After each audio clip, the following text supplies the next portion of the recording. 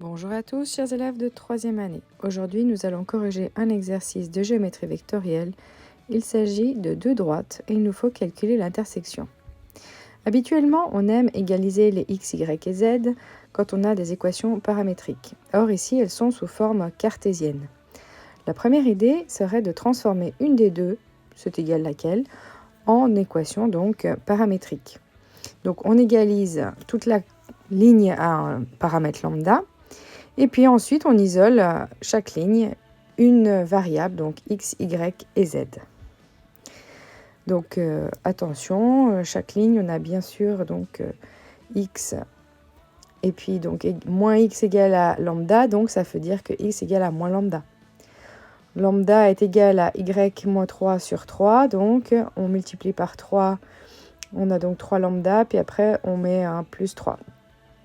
Et la dernière, donc, on a le z-2 sur 4 égale à lambda. Et voilà, ça donne donc z égale à 2 plus 4 lambda. Lambda, c'est un paramètre, c'est un nombre réel, on le précise. Voilà, donc maintenant qu'on a une des deux équations, on n'a pas besoin de transformer les deux. Eh bien, on peut simplement substituer maintenant la coordonnée x, y et z de D2 dans la droite, dans les équations de D1. Donc, on va prendre notre droite D1, que je mets ici en violet. Et puis, à la place du x, y et z, je vais mettre les équations de D2. Donc, je mettrai en bleu si ça vient de D2 et en violet ce qui vient de D1, histoire de bien comprendre ce qui se passe. Donc, à la place de x, j'écris moins lambda. Puis le reste, eh bien, c'est donc moins 3 sur 2. Ensuite, il y a un égal, et puis il y a moins y, moins 1, donc à la place de y, je vais mettre l'équation de y de D2, c'est-à-dire 3 plus 3 lambda, mais attention avec des parenthèses pour que le moins soit bien distribué à toute l'équation. Et puis ensuite, on a donc le z, et voilà.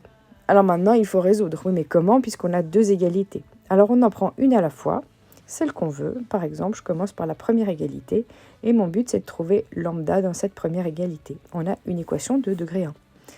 En plus, ici, au membre du milieu, il n'y a pas de division. Donc, si je multiplie par 2, eh bien, je me débarrasse du dénominateur de la première fraction, et je n'aurai plus du tout de fraction.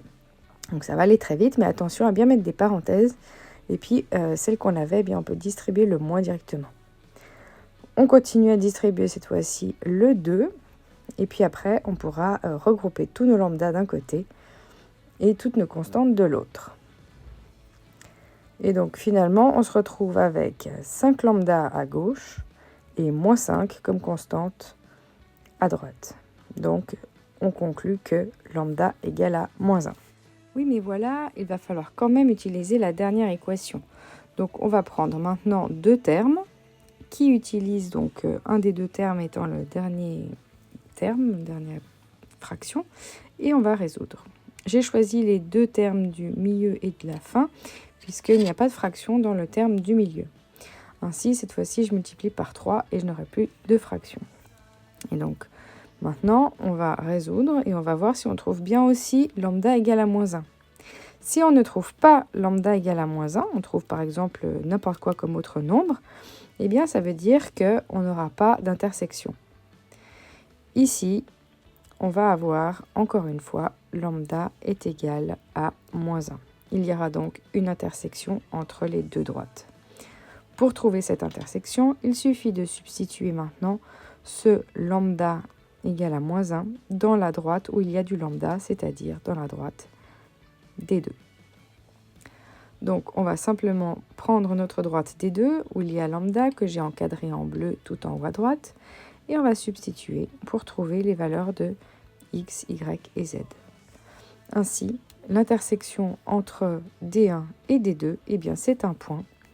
Et ce point a la coordonnée x égale à 1, coordonnée y égale à 0,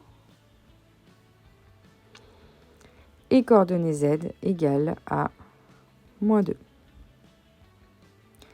Donc, quand on vous demande de calculer D1 inter D2, c'est un ensemble. Il faudra donc le donner correctement avec des accolades, puisque c'est un ensemble. Et puis, cet ensemble, eh bien, c'est un point à 3 coordonnées. On les met pas dans l'ordre qu'on veut, on les met dans l'ordre avec les coordonnées X, Y et Z.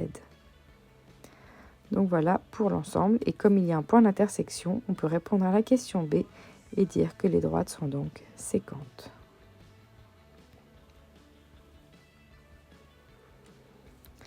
Voilà, j'espère que cet exercice était clair. Il y en a plein d'autres dans la série. Vous pouvez vous amuser à les résoudre un à un pour trouver d'autres situations. Il n'y a pas que des droites sécantes. Assurez-vous de noter sur votre feuille si vous avez compris s'il faut le refaire ou à quoi vous auriez dû faire attention parce que vous êtes trompé sur votre feuille. Belle révision à tous!